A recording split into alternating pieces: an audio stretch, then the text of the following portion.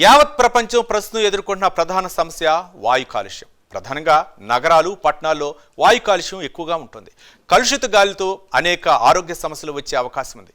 వాయు కాలుష్యాన్ని నియంత్రించడానికి ఐక్యరాజ్య సమితి వంటి సంస్థలు పక్కా ప్రణాళిక రూపొందించాల్సిన అవసరం ఉంది. అంతేకాదు, ఇందులో అన్ని దేశాలను భాగస్వామ్యం చేయాలి. పర్యావరణంపై పాలక వర్గాలకు అవగాహన కల్పించాలి.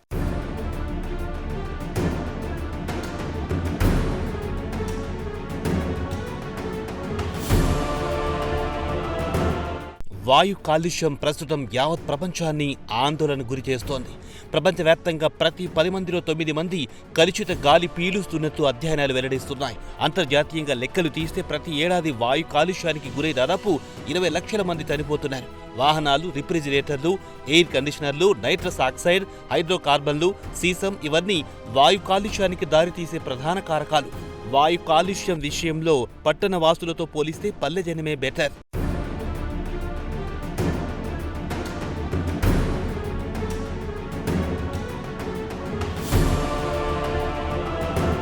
గ్రామీణ ప్రాంత ప్రజలు ఇప్పటికీ స్వచ్ఛమైన గాలి పీలుస్తున్నారు. ప్రధానంగా నగరాలు, పట్టణాల్లో వాయు కాలుష్యం ఎక్కువగా ఉంటోంది.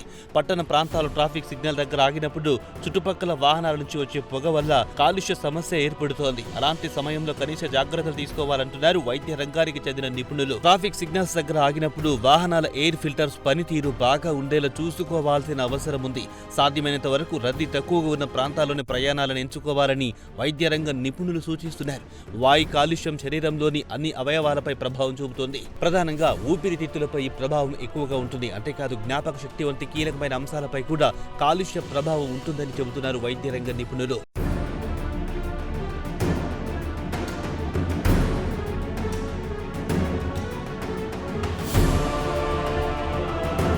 చిన్న వయస్సులోనే వాయు కాలుష్యానికి గురైతే పెద్దయ్యాక మతిమరుపొచ్చే అవకాశాలున్నాయనేది డాక్టర్లు చెబుతున్న మాట.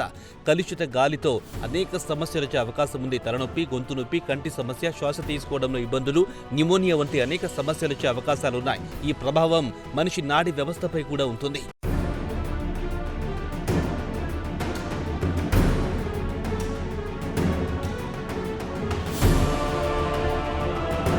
కాలుష్యం కారణంగా గాలిలో విడుదలయ్యే క్లోరోఫ్లోరో కార్బన్లు అంతిమంగా ఆకాశంలో ఓజోన్ పొరను దెబ్బతీస్తాయి.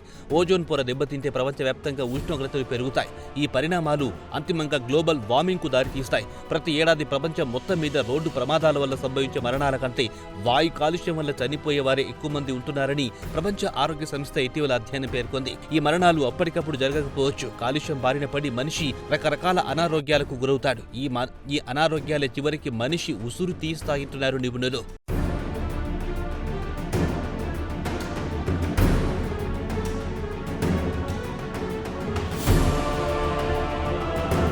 వాయు కాలుష్యాన్ని నియంత్రించడం అంతే చిన్న విషయం కాదు. ఇది సమిష్టి కృషి. వాయు కాలుష్యంపై యుద్ధం చేయాలన్న ఆలోచన ధోరణితో అందరుంటేనే ఇది సాధ్యమవుతుందంటున్నారు పర్యావరణవేత్తలు. వాయు కాలుష్యాన్ని తగ్గించడానికి పర్యావరణవేత్తలు అనేక సూచనలు చేస్తున్నారు. రోడ్లపై వాహనాల రద్దీని సాధ్యమైనంత వరకు తగ్గించాలన్నది పర్యావరణవేత్తలు చేస్తున్న ప్రధాన సూచన. ప్రజా రవాణాను ఎక్కువ మంది ఉపయోగించుకుంటే వాయు కాలుష్యాన్ని కొంతవరకు అదుపు చేయొచ్చంటున్నారు.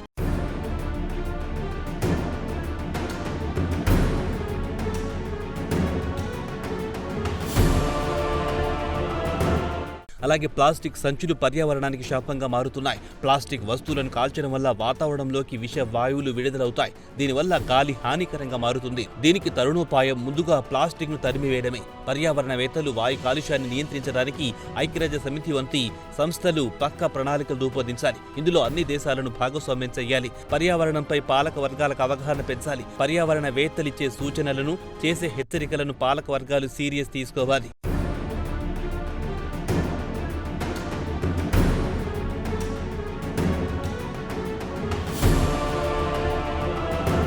పర్యావరణాన్ని నిర్లక్ష్యం చేస్తే వాయు కాలుష్యం రూపంలో అది చివరకు మనిషినే కాటు వేస్తుంది. ఆ విషయాన్ని ఇప్పటికైనా ప్రభుత్వాధినేతలు గ్రహించాలి.